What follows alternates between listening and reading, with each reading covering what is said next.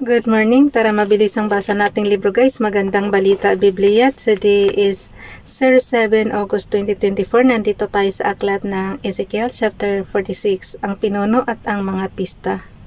Pakisabayan ako ng basa para pareho tayo dito matuto.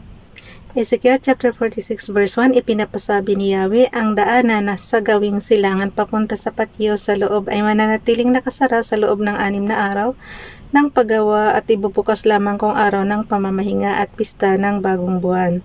Verse 2, ang pinuno ay papasok sa bulwagan at tatayo sa may poste ng tarangkahan habang inihahandog ng pari ang handog na susunugin pati ang haing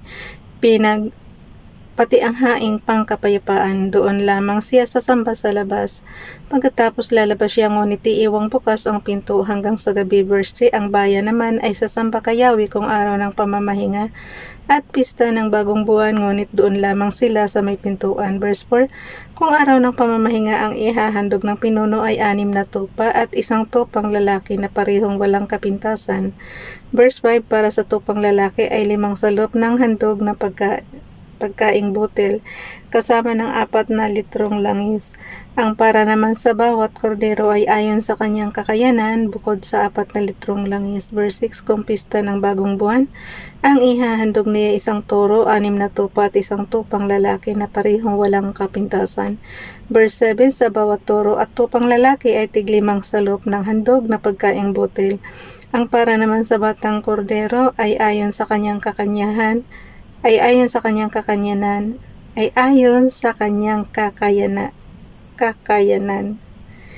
hirap bigkasin. Bukod pa sa 4 na litrong langis. Verse 8, ang pinuno ay sa bulwagan ng tarangkahan papasok at doon din lalabas. Alam niyo talaga guys, wala na akong, ewan ko lang doon sa bansang Israel, pero dito kasi sa atin ngayon, pag araw ng pamamahinga, yung handog yung mga prutas na lang, basta ganun. Wala ka nang makikitang yung buo-buo talaga na ganitong toro, tupang lalaki. Tsaka ang lalaki naman nito guys, yayamanin. Okay. Verse 8, ang pinuno ay sa bulwagan ng tarangkahan papasok at doon din lalabas. Verse 9, pagsamba naman ng mga tao tuwing takdang kapistahan, lahat ng papasok sa pinto sa hilaga ay sa timog lalabas at lahat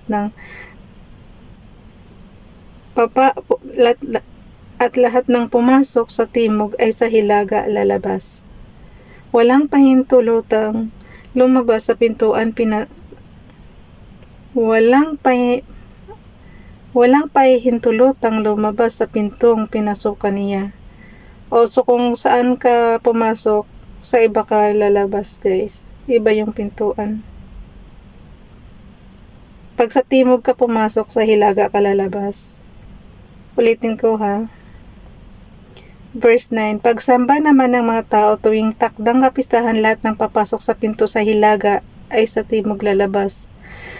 At lahat ng pumasok sa timog ay sa hilaga lalabas.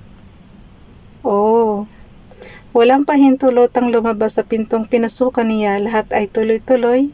Verse 10, ang pinuno ay kasabay nilang papasok at lalabas ng templo. Verse 11, tuwing kapistahan at bawat takdang panahon ng handog ng pagkaing butil, 5 salop ng harina para sa bawat toro o tupang lalaki, at ayon sa kakayanan naman para sa batang kordero, bukod sa 4 na litrong langis.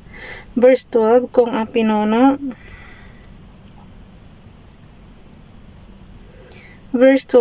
pinuno ay maghahain ng handog na susunugin o ng handog pangkapayapaan bilang kusang handog, doon siya pararaanin sa pinto sa gawing silangan. Gagawin niya ito kung araw ng pamamahinga. Paglabas niya, isasara ang pinto. Ang mga handog araw-araw. Verse 13, tuwing umaga maghahanda ng 1 tupang walang kapintasan bilang handog na susunugin. Verse 14, ito'y sasamahan ng 1 salop ng handog ng pagkaing butil at 1 1/3 litrong langis ng pangmasa sa harina. Ito ang inyong tuntunin ukol sa pang-araw-araw na handog kay Yahweh. Verse 15, araw-araw ay ganyan ang tupa, pagkaing butil at langis na inyong ihahandog. Ang pinuno at ang lupain. Bilisan na natin guys, sobrang pawis na ako. Ang pinuno at ang lupain. Verse 16, ipinapasabi ng Panginoong Yahweh kapag ang anak ng pinuno ay pinamanahan niya ng kanyang ari-arian, iyon ay mananatiling pag-aari ng anak. Verse 17, ngunit kapag binigyan ang isang alipin, ang ibinigay ay kanya lamang hanggang sa pagsapit ng taon ng paglaya. Paglaya niya, ibabalik niya sa pinuno ang ari-ari ang ibinigay sa kanya pagkat iyon ay para sa mga anak nito. Verse 18, ang pinuno ay hindi dapat mangamkam ng ari-arian ng mga mamamayan. Ang ari-arian lamang niya ang maaari niyang ibigay sa kanyang mga anak. Sa gayon may iwasang agawan ng ari-arian ang sino man sa aking mamamayan. Ang lutuan ng mga handog. Ezekiel chapter 46 verse 19, dinala ako ng lalaki sa hanay ng mga silid ng pare sa gawing timog at do'y itinuro niya sa akin ang isang lugar sa gawing kanluran. Verse 20, sinabi niya sa akin, ang handog na pambayad sa kasalanan at ang handog para sa kapatawaran ng kasalanan at handog ng pagkaing butil ay diyan lulutuin ng mga pare. Huwag itong ilalabas para hindi mapinsala ng kabanalan niyon ang mga tao.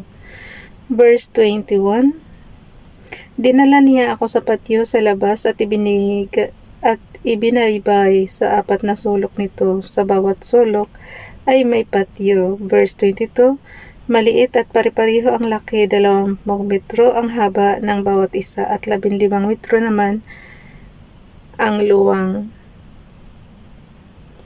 Ezekiel chapter 46 verse 23, napapaligiran ito ng mababang pader at may apoyan sa tabi. Ezekiel chapter 46 verse 24, sinabi niya sa akin, dito naman lulutuin ang verse 24 guys. Ito na yung last verse ng Ezekiel chapter 46.